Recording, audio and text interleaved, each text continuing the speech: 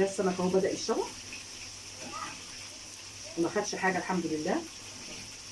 نقلبه على الناحيه الثانيه. ولا اجدع واحد بتاع شوي سمك. والطعم بقى والريحه بتبقى خطيره.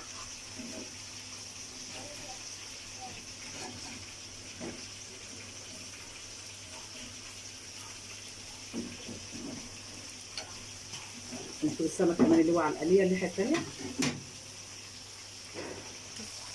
نقلب السمك كمان ده.